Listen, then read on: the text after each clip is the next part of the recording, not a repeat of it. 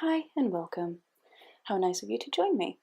Today I will paint some easy blue tone flowers, some roses actually, and I will be using the same brush stroke as I did in the last video with the leaves. So if you haven't checked that video out, I will leave a link down in the description that will take you right to it. So let's get on with this flower, shall we? I will show you two in real speed, and then I will speed things up so you can see the rest of my process, but a little bit faster. So for these flowers, I will be using, as I said, the same strokes as I did for the leaves, only in a circular motion. So they start out thin, and then you apply pressure on the brush to make the stroke thicker, and then you release the pressure again, and it will taper out to a point. I know this sounds very easy, but try it out and see how you get on with it.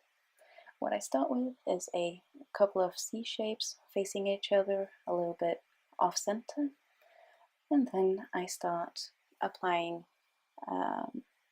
just a few strokes around it. I start out thin and then go thicker.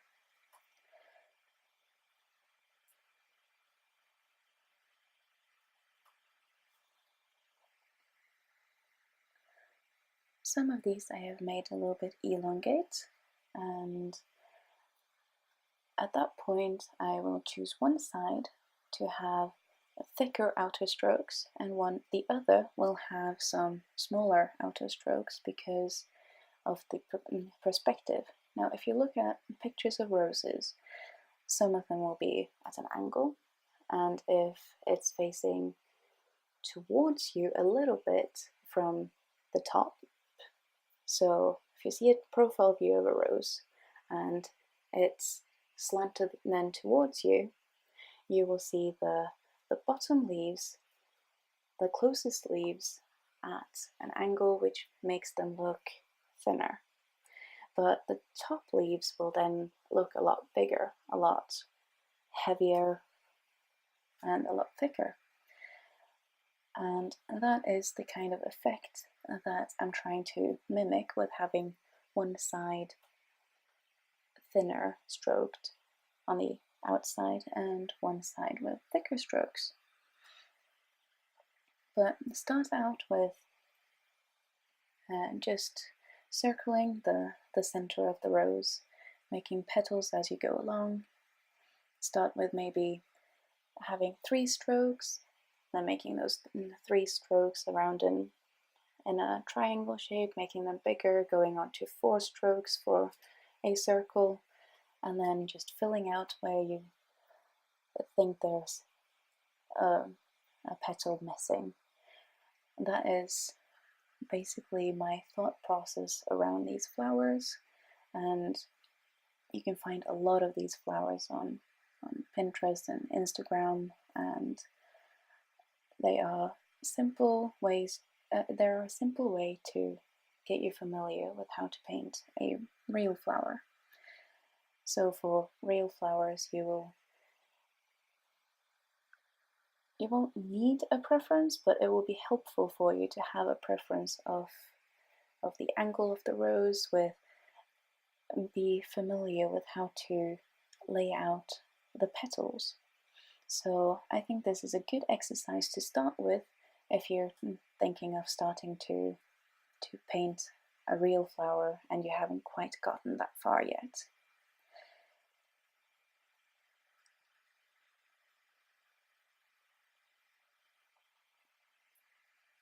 And if you're unsatisfied with how your petals are turning out, if they're too small, if the edges are a bit too jaggedy, then go over it again.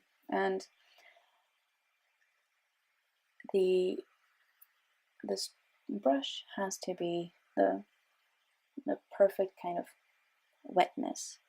And I also mentioned this in the previous video, but if it's too dry, the bristles will spread out, and when it's drier than what I have here, it will create a fanning effect with like loads of tiny strokes, and it might create a cool effect, but it's not what I am going for. But if you want to try it, then go ahead. So I prefer to have the brush pretty wet, but not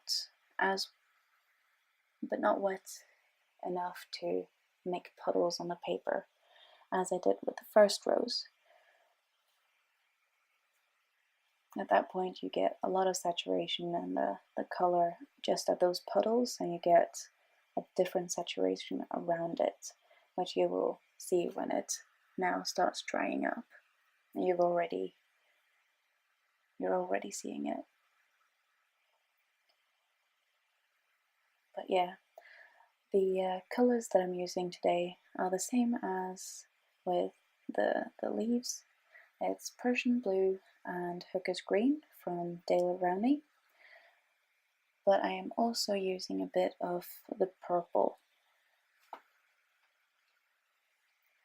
to get a bit more variation to the roses.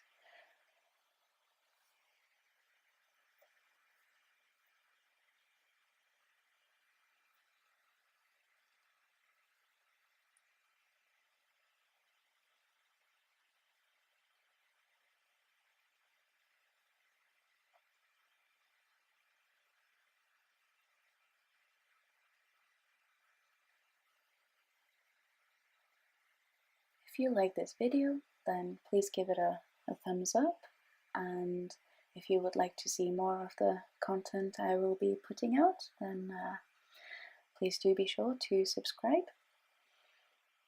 Thank you for joining me today. I will leave you with the rest of the video. Thank you. Bye.